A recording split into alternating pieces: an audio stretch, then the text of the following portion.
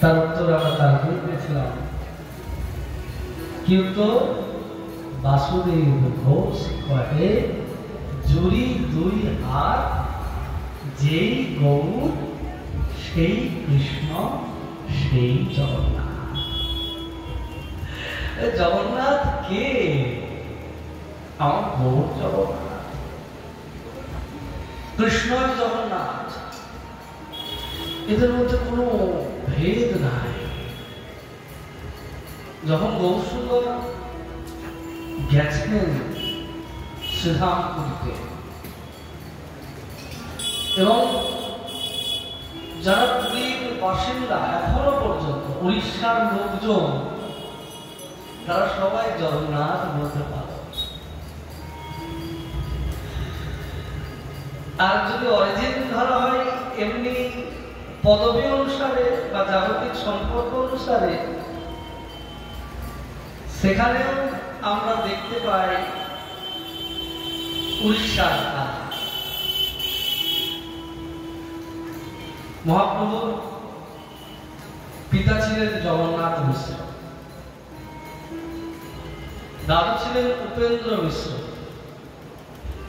মায়ের নাম সচিমা, আর ঠাকুমায়ের নাম শোভাদেবী। আমরা সবাই জানি। তা প্রভু সেই তত্ত্ব আমরা জানি, সেই বিগ্রহ আমরা দর্শন করেছি। শ্রী গুরুদেবের কৃপায় এই নবদ্বীপ ধামে মহাপ্রভু সেই আদি বিগ্রহ প্রথম এসেছিলেন। এখন বর্তমানে যেখানে আছে সেই অঞ্চলে প্রচলিত আছে, জানে মানুষ, কিন্তু জনসাধারণের মধ্যে খুব একটা এই বিষয়টা জানা ছিল না। তো যখন নবদ্বীপে কৃপা করে সেই আদি গৌরের বিগ্রহ এলেন, আপনারা সবাই জানেন, সবার মধ্যে একটা আনন্দের ধারা রয়েছে। আমার এখনো মনে আছে, আজকে থেকে বেশ কয়েক বছর আগেকার কথা, যখন শ্রী বিগ্রহ প্লেনে কলকাতায় নামলেন,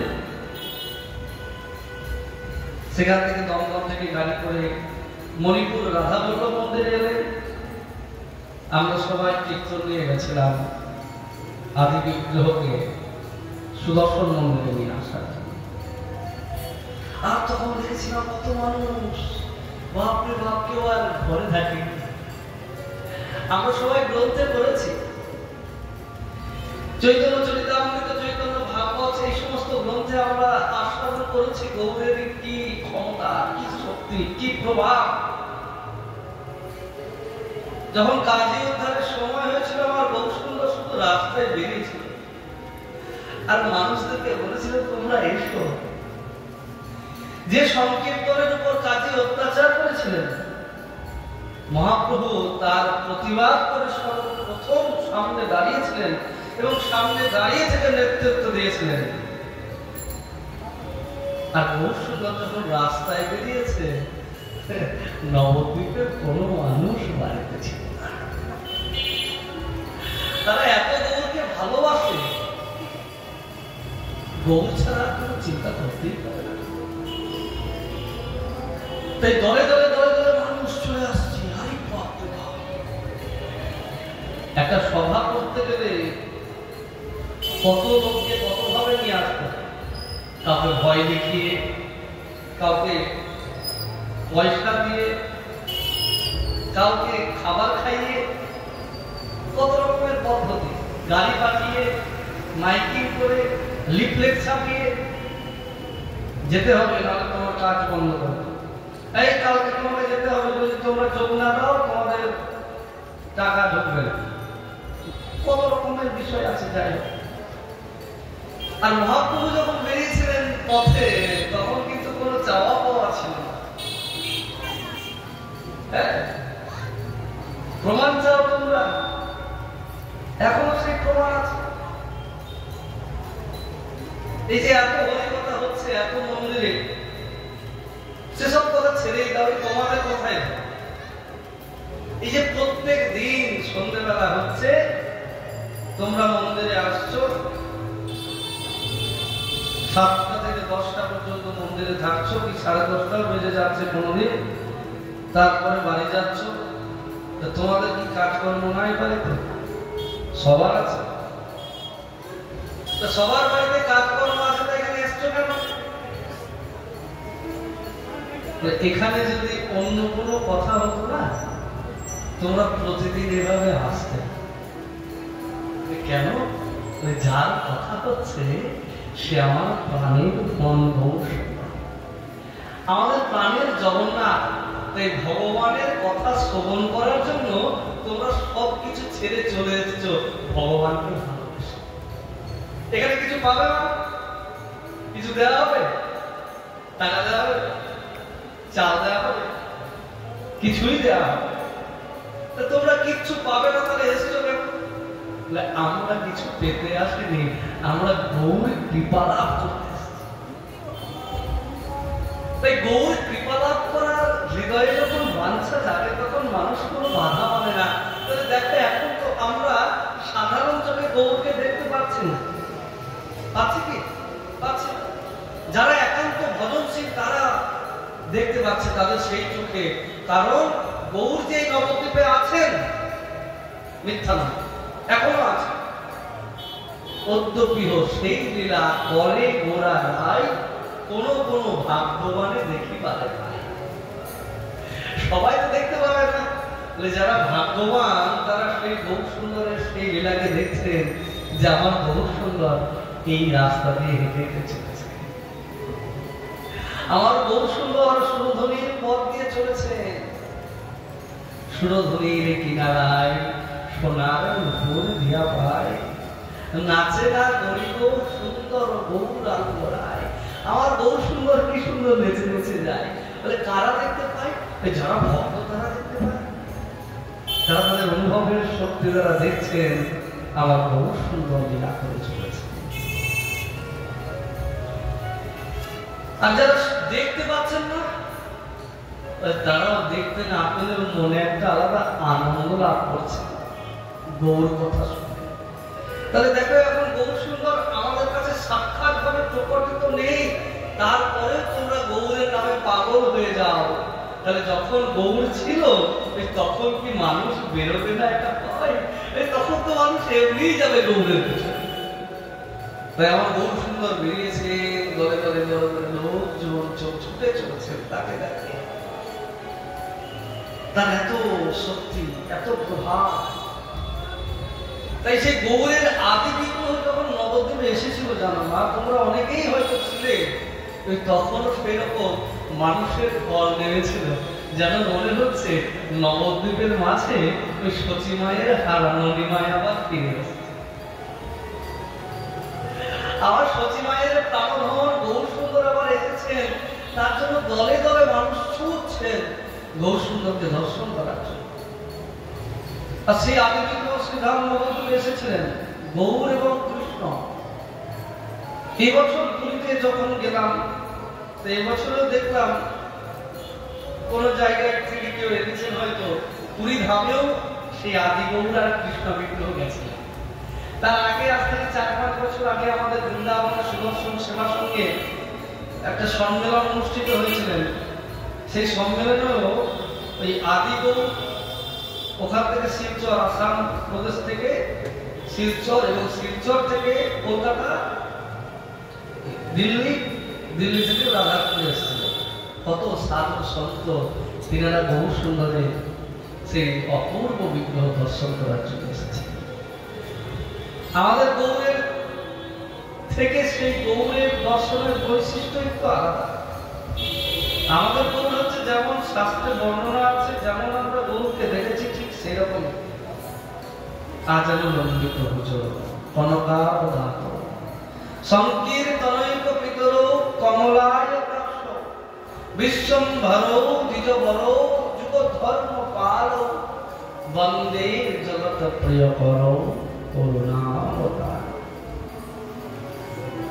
কমলায় কাক্ষ, যার চোখ দুটো কেমন ভগবানের, আজানুলম্বিত ভুজ, হাঁটুর থেকে নিচ পর্যন্ত হাত, আর রংটা কেমন? বলে সোনার থেকে সুন্দর রং আমার কনকাও দাঁত। কনক মানে কি? কনক মানে সোনা, কনক মানে সোনা। সোনার থেকে উজ্জ্বল দুটি সম্পর্ক আমার ভূষণ কনকাও দাঁত। সংকীর্তনই প্রকৃতর, সংকীর্তনের পিতা কমলায় দাস। পক্ষী, পক্ষীগুলো, পক্ষী মানে চোখ, চোখ দুটো কেমন? কমল মানে পদ্ম, পদ্ম ফুলটা দেখবে না কুড়িটা কিরকম হয়, একটা সুন্দর, পিছনটা একটু সরু, তারপর মাঝখানটা মোটা হয়ে আবার সামনের দিকটা সরু হয়ে গেছে। আমার বহু সুন্দরের চোখটা পদ্মের মতো আকর্ণ বিস্তৃত, পদ্মের মতো চোখ, সুন্দর চোখ আমার। কিন্তু যে গৌর বিগ্রহ আমরা ওই আদি গৌর দেখি, যেটা মহাপ্রভু ঠাকুমা, যার কথা বলছিলাম শোভা দেবী, তিনি প্রতিষ্ঠা করেছিলেন, সেই বিগ্রহের চোখ কিন্তু এই কমলায় তাৎস নয়, আকর্ণ বিস্তৃত নয়। কিরকম চোখগুলো ছিল? বলে গোল গোল। সব জায়গায় গৌর বিগ্রহের চোখ আকর্ণ বিস্তৃত, আর আদি গৌরের চোখ গোল গোল কেন? এর একটা ইতিহাস আছে। এই যে কথা বলছিলাম আমরা, যে উড়িষ্যাবাসী যারা, তারা সবাই গৌর প্রেমে পাগল, গৌর ছাড়া আর অন্য কোনো চিন্তা করতে তারা পারে না। তারা এত গৌরকে ভালোবাসে। নবদ্বীপের লোক, তুমি উড়িষ্যার লোক, জগন্নাথ জগন্নাথ বলতে পারো। বৃন্দাবনে তুমি যাও, তো মানুষে কি বলবে? সবাই বৃন্দাবনে কি বলে? মা জোরে বলো, রাধে রাধে। ওখানে গিয়ে দেখো রাধে রাধে রাধে রাধে। আর পুরীতে যাবে জয় জগন্নাথ জয় জগন্নাথ জয় জগন্নাথ, সব বলছে জয় জগন্নাথ জয় জগন্নাথ। আর নবদ্বীপে জয় গৌর জয় গৌর জয় গৌর। উড়িষ্যাবাসীরা স্বাভাবিকভাবেই গৌরের প্রেমিক। গৌর চিন্তা ছাড়া তারা অন্য কোনো চিন্তা করতে, বাংলার লোক অন্য কোনো চিন্তা করতে পারে না। আর যারা উড়িষ্যার মানুষ, তারা তো জগন্নাথ বলতে পারবে, জগন্নাথের নাম গান করতে থাকে। তাই যে মহাপ্রভু দাদু ঠাকুমা, তারাও জগন্নাথ নামে পাবে, কারণ তারা আসল হচ্ছে উড়িষ্যাবাসী। পদবী মিশ্র, মিশ্র টাইটেল, এটা উড়িষ্যার লোক। তো উপেন্দ্র মিশ্র এবং শোভা দেবী, তারা জগন্নাথ দেবের আরাধনা করতেন এবং বাড়িতে প্রতিদিন কৃষ্ণ পূজা করতেন। যে কৃষ্ণ বিগ্রহের পুজো করতেন, সেই ভগবান কৃষ্ণের তারও চোখগুলো ছিল গোল গোল। তারা নিজের হাতে বিগ্রহ যত্ন করে সেবা করতেন, তো সেই চোখগুলো গোল গোল কেন? তিনারা জানেন যে যিনি কৃষ্ণ তিনি জগন্নাথ। জগন্নাথ আর কৃষ্ণের মধ্যে কোনো ভেদ নাই, এক কথা। তাই তাদের যে সেবিত যে কৃষ্ণ বিগ্রহ, সেই বিগ্রহের চোখগুলো হচ্ছে গোল গোল চোখ। আর সেই কৃষ্ণের কাছে প্রার্থনা জানাতেন যে হে প্রভু, আমাদের তো যে সন্তান সম্পত্তিরা আছে খুব ভালো, তা আমি চাই আমাদের জগন্নাথের জন্য তোমার মতো সন্তান হয়। তো ভগবানের মতন আর কি কেউ হতে পারে? ভগবানের মতন তো কেউ হয় না। ভগবানের মতন একমাত্র ভগবানই হতে পারে। ভগবান ছাড়া ভগবানের মতো আর দ্বিতীয় কেউ হতে পারে। তাই তাদের অন্তরের একান্ত আগ্রহতা, ঐকান্তিক প্রার্থনায় সাড়া দিয়ে আমার প্রভু তাদের ঘরে প্রবেশ করলেন। আর মহাপ্রভুর জন্মটা হয়েছিল কিন্তু নবদ্বীপে। আর তিনারা থাকতেন বাংলাদেশের ঢাকা দক্ষিণ প্রদেশে। ঢাকা দক্ষিণ মানে ঢাকা শহর না, ঢাকা দক্ষিণ একটা গ্রামের নাম, সেটা ঢাকা শহর থেকে অনেক দূরে।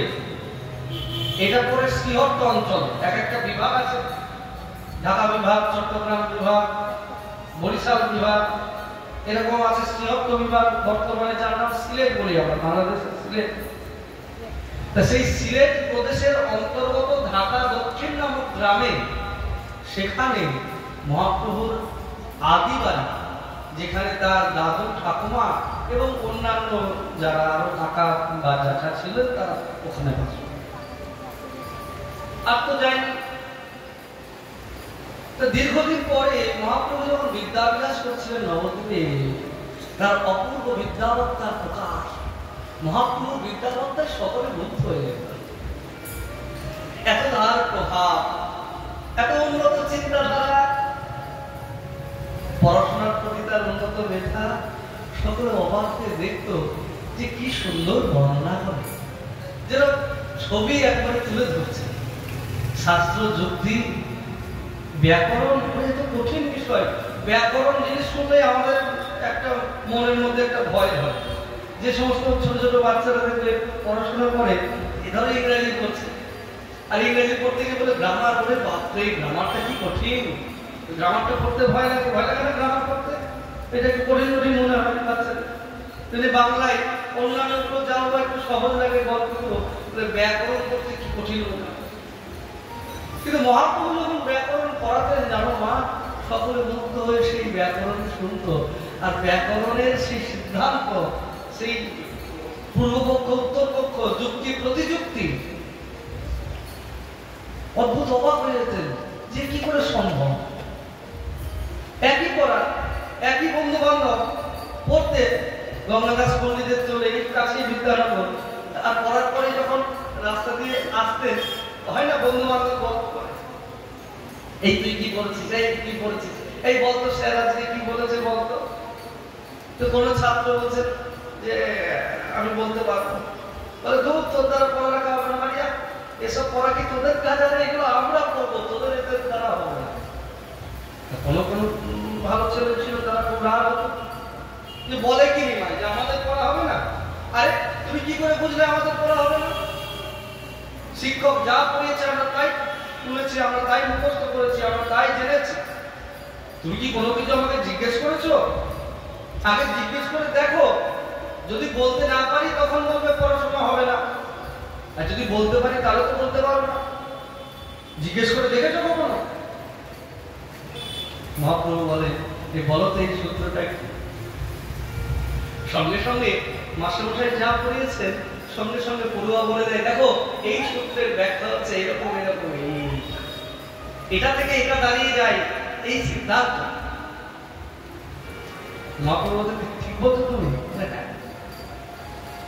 তুই সব ভুল বলবে, দেখবে দেখো আমি তো দেখিয়ে দিচ্ছি। ওই যা যা বলেছেন মহাপ্রভু সেই সমস্ত কথাগুলোকেই তুলে ধরে দেখালেন যে সব কিছু ভুল। পুরো অবাক হয়ে ভাবছে, একই পড়া তুমি আর আমি বললাম, কিন্তু তুমি এরকম করে বলতে পারছো, ওই আমি তো বুঝতে পারিনি। সত্যি সত্যি নিমাই দারুণ বলেছো তুমি, আমি তো ভাবতেই পারিনি যে এই সূত্রের এরকম ব্যাখ্যা হতে পারে, এরকম সিদ্ধান্ত হতে পারে, এ তো ভাবনাতেই আসে। দেখেছো, এই জন্যই বলি যেসব তোমরা পারবে না আমি পারবো। কেমন বললাম বলবে, দারুণ দারুণ দারুণ দারুণ। ওই তুমি কিছু বোঝোই, বোঝোনি মানে বিশ্বাস করো, তুমি যা যা বললে আমি খুব সুন্দর ভাবে বুঝেছি, আমি সব ভুল বলেছি, দেখতে একবার ঠিক করে দেবো। ওই আগে যেগুলো বলেছেন আবার নতুন করে ব্যাখ্যা করলেন, আর এমন এমন ব্যাখ্যা করলেন দেখলেন যা যা আগে বলেছেন সব ভুল, সব ভুল হবে। আরে এ তো কোনো মানুষের পক্ষে সম্ভব নয়, এত বিদ্যাবান। এই পড়াশোনা করতে করতে প্রভুর অনেকদিন পর মনে হয়েছে যে মা খুব ইচ্ছা করছে একটু বঙ্গদেশ যাওয়ার। দেখুন আপনারা অনেকেই বঙ্গদেশের থেকে এসেছেন, বাংলাদেশ থেকে বড় কষ্ট করে, বড় দুঃখ পেয়ে, হৃদয়ে বড় যাতনা নিয়ে, যন্ত্রণা নিয়ে ওই দেশ ছেড়ে এই দেশে এসে বসেছেন। কিন্তু এখনো মনের একটা কোণার মধ্যে ওই নিজের দেশের প্রতি একটা টান থেকেই যায়, তাই না? কখনো কখনো মনে হয় যদি একবার যেতে পারতাম, আমার সেই পূর্বপুরুষের ভিটে মাটিকে দেখতে পারতাম, যা আমাদের ছেড়ে পালিয়ে আসতে হয়েছে। এই কষ্টটা আমরা ভুলে যাচ্ছি, মনটা কাঁদে কিন্তু কষ্টটা ভুলে যাচ্ছি। দেখবেন অনেকে গল্প করে আমাদের এত পুকুর ছিল, সেই পুকুরে এত মাছ, সেই মাছ এইভাবে বিক্রি করতাম। আমরা তো ওখানকার জমিদার ছিলাম। অনেক মানুষ এই বলে, তাদের মনে আছে পুকুর ছিল, অনেকে হয়তো দেখেছে, অনেকে দেখেও নি, কানে শুনেছে। কানে শুনেই সেই আনন্দে আনন্দিত হয় মনটা, যে পুকুর ছিল, ধান ভরা, গোলা ভরা ধান ছিল, কত মাছ বিক্রি হতো, কত জমি ছিল, জমিদারি ছিল, কিন্তু লাঠি খেয়ে পালিয়ে আসতে হয়েছিল সেটা আর মনে নেই। লাঠি খেয়ে পালিয়ে আসতে হয়েছে সেটা ভুলে গেছে। এই তো আত্মবিস্মৃত বাঙালি সমাজ। তবুও যেন মনের একটা মনে কোথায়, মনের এখনো পর্যন্ত একটা আশা দিক দিক করে জ্বলে, একবার যদি সেই স্থান দেখতে পারে। এখন তো এই অবস্থা, তখন তো এরকম কোনো ভাব ছিল না দেশের মধ্যে। তবু দূরত্ব অনেক ছিল। মহাপ্রভু মনে হয়েছিল যে একবার পূর্ববঙ্গে যাব, যেখানে আমার দাদু ঠাকুমা আছে, তাদেরকেও তো কখনো চোখে দেখিনি, একবার দেখবো। তো মায়ের তো ইচ্ছা ছিল না। আমার নিমাইকে ছাড়া সচিমা একটা মুহূর্ত থাকতে পারে না, মণিহারা ফণির মতো। আমার বউকে চোখে হারায় সবসময়, একটু চোখে হারিয়ে থাকতে পারে। এখন যাবে বলছে, আর কি করবে, যাও। আর নিমাই বঙ্গদেশে গিয়ে বিভিন্ন জায়গায় বিদ্যালয় স্থাপন করে পড়াশোনা শেখাতে ঘুরতে ওই ঢাকা দক্ষিণ প্রদেশের শ্রীহট্ট অঞ্চলের মধ্যে সেখানে গিয়ে প্রবেশ করেছে। আর যখন নিজের বাড়িতে গেছেন, তখন দাদু বাড়ির বারান্দায় বসে, বাইরের দিকে বসে একটা গ্রন্থ লিখছিলেন, চণ্ডী গ্রন্থ। আর নিমাই গিয়ে দাঁড়িয়েছেন, এত অপূর্ব উন্নততার রূপ, সেই রূপ দেখে চমৎকৃত হয়ে গেছে। না, কে যুবক, কে তুমি কে? গিয়ে প্রণাম করেছেন। দাদু, আমি তো আপনার নাতি, আমি নিমাই। নিমাই এসছে, আমার নিমাই বুকে জড়িয়ে ধরেছেন, আদর করে, কি আনন্দ। তুই জগন্নাথের ছেলে, এসো এসো নিমাই, এসো বসো।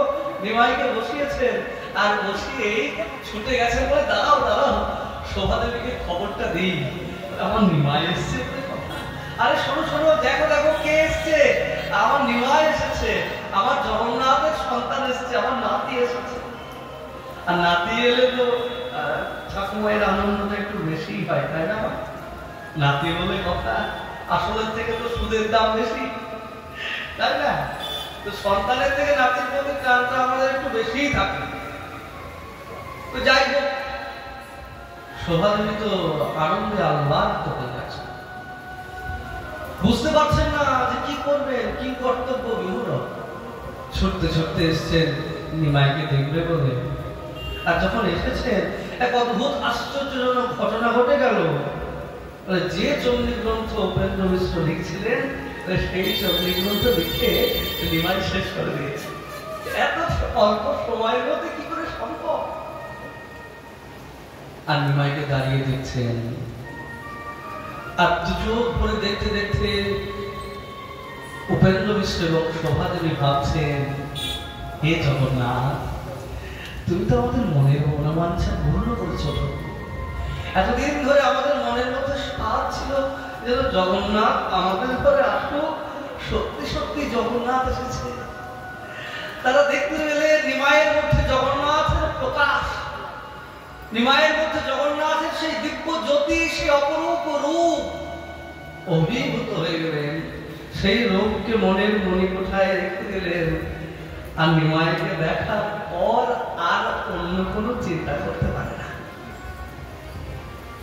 নিমাই তো অনেক কাজ, অনেক কর্তব্য, বেশি দিন সেখানে থাকতে পারলেন না। প্রণাম করে দাদু ঠাকুমাকে সেখান থেকে চলে এলেন। আর তিনারা নিমাই চলে আসার পরেই কিছুতেই ভুলতে পারছেন না নিমাইয়ের সেই রূপকে। আর শুধু জগন্নাথের কাছে প্রার্থনা, হে জগন্নাথ, তুমি আমার বড় বাচ্চা পূর্ণ করেছ। সঙ্গে স্বামীর কাছে বলছেন, আমি নিমাইয়ের মূর্তি বানাতে চাই।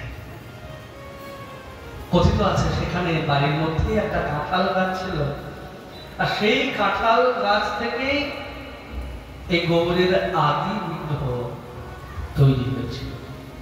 কিন্তু বিগ্রহ তৈরি হয়ে গেলেও সাক্ষাৎ জগন্নাথ তো, তাই চোখগুলো জগন্নাথের মতোই ভিন্ন ছিল না, একই চোখ। সেই বিগ্রহকে দেখলেই আমরা এর প্রমাণ পাই যে গৌর আর জগন্নাথ অভিন্ন।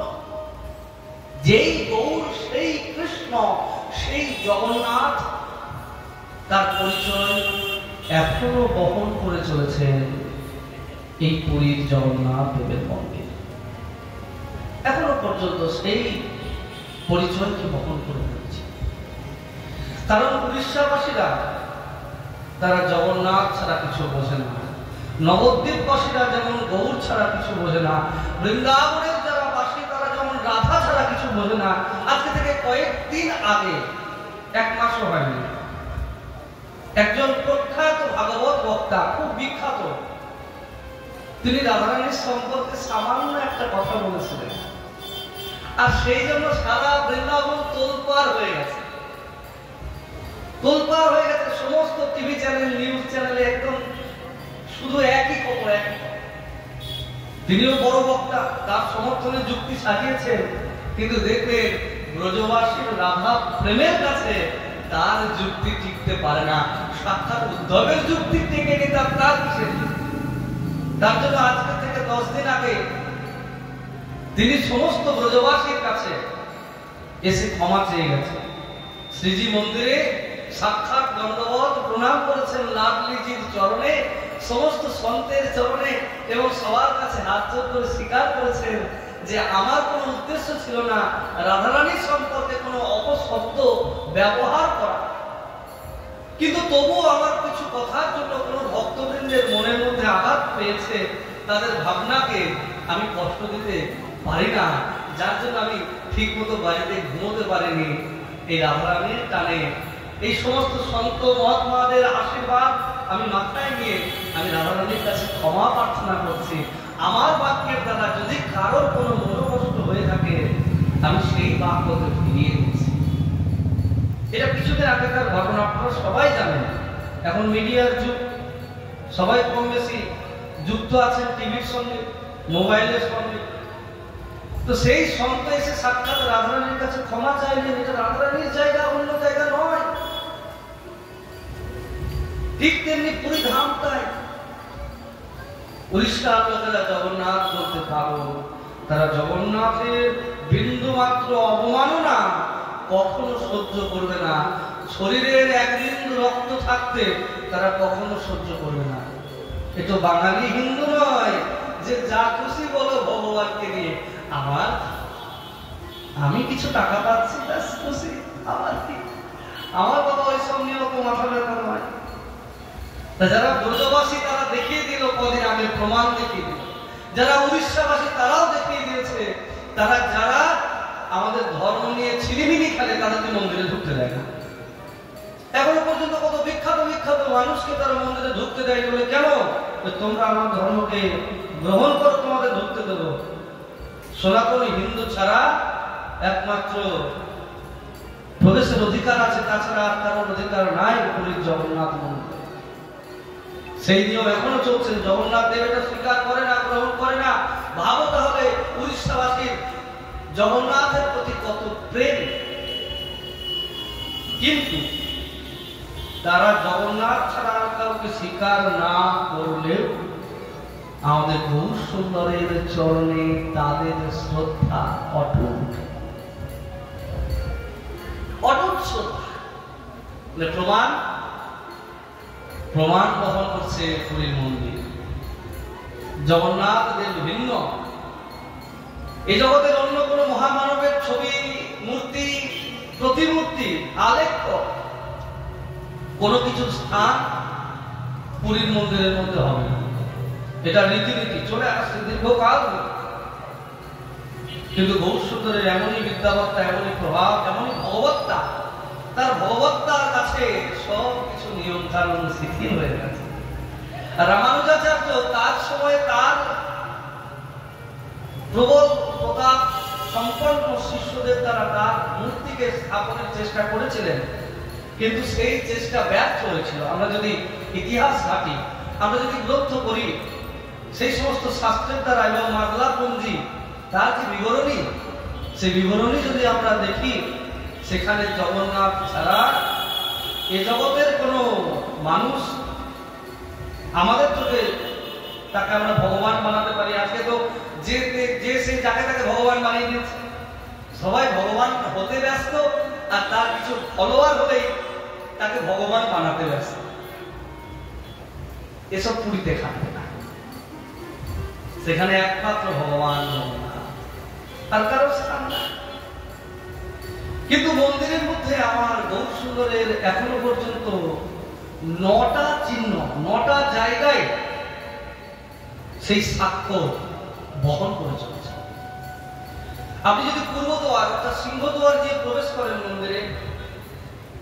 মন্দিরে প্রবেশ করে ডান দিকে তাকাবেন, আর ডান দিকে তাকালেই দেখবেন একটা ছোট্ট উঁচু জায়গা আছে। সেই জায়গায় গৌর সুন্দর জপমালা হাতে বসে আছে, জপ করছে। সেখান থেকে বাঁ দিকে চলে গেলেন, বাঁ দিক দিয়ে গিয়ে যেখানে মুক্তি মণ্ডপ, এই মুক্তি মণ্ডপে যারা পরিষ্কার ব্রাহ্মণ, যারা পণ্ডিত, তারা বিচার বিবেচনা করে নিয়ম কানুন স্থির করেন। ওই মুক্তি মণ্ডপের সিদ্ধান্ত মুক্তি মণ্ডপের উপরে পিছনের দেওয়ালে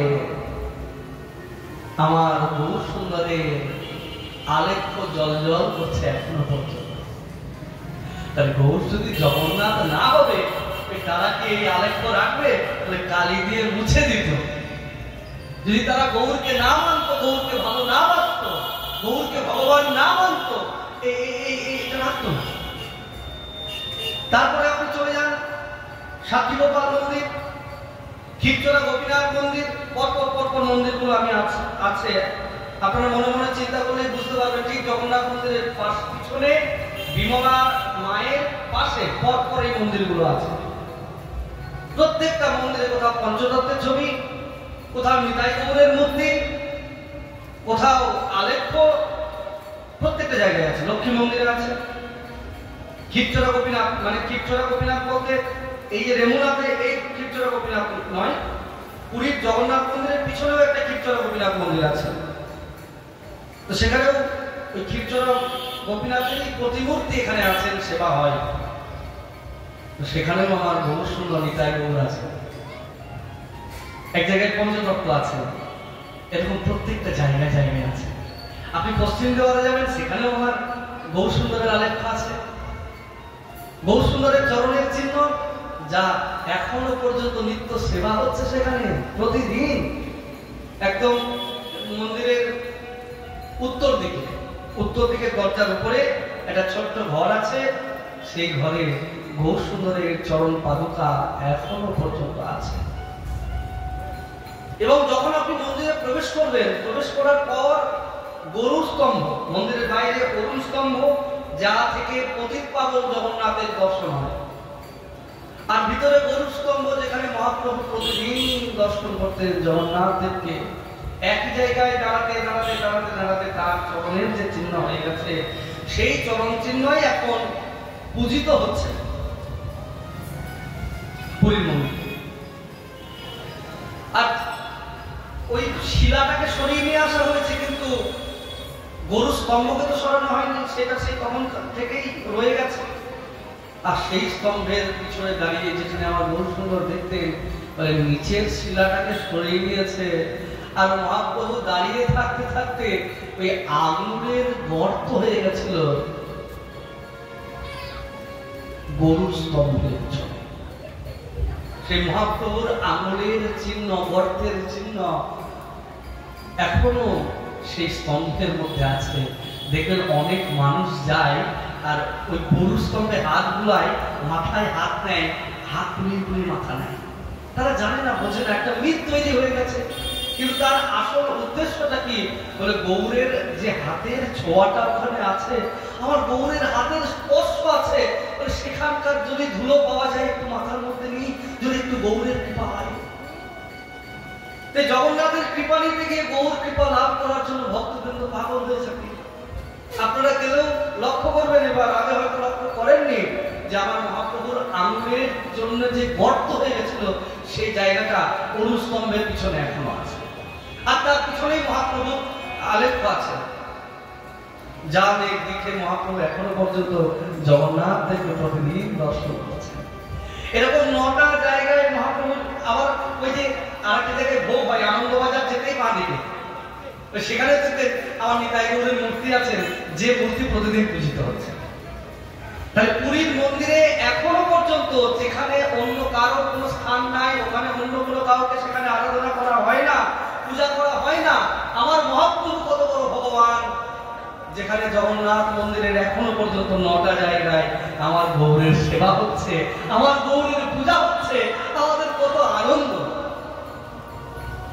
আর সেই গৌরকে, সেই ভগবানকে নবদ্বীপের মানুষ প্রাণ থেকে ভালোবাসে, কিন্তু অনেক মানুষ অমর্যাদাও করছে, এবং আমরা বাঙালি বলে সেইগুলোকে মুখ বুঝে সহ্য করছি।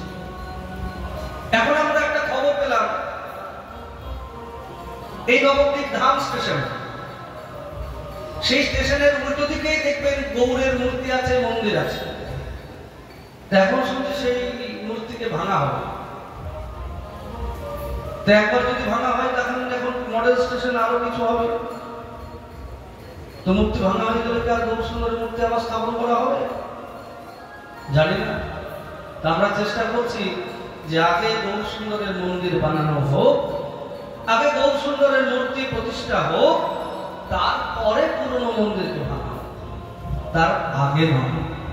বাকিটা গৌরের ইচ্ছা, আর আপনাদের সকলের প্রার্থনা, সকলের ভাবনা, সকলের গৌরের প্রতি প্রেম ভালোবাসা। যেখানে উড়িষ্যাবাসীরা গৌরের সম্মান দেয়, সেখানে আমরা 2 পয়সার জন্য আমাদের গৌরকে ভুলে যাই। কি আশ্চর্য জায়গায় বাস করি না, কিরকম একটা জাতি আমরা, ভাবতেই দুঃখ লাগে। তো যাই হোক, এখন আমাদের শ্রী গুরুদেব চলে এসেছেন, আমরা শ্রী গুরু মুখে হরিকথা শ্রবণ করব। মূল বিষয় আমরা মনের প্রাণে জানব, যেই গৌর, সেই কৃষ্ণ, সেই জগন্নাথ। মহাপ্রভু কৃপা হলে আমরা পরবর্তীতে আবার আস্বাদ করব। নিতাই গৌর শিবনাথ প্রেমানন্দে হরি হরি। জয়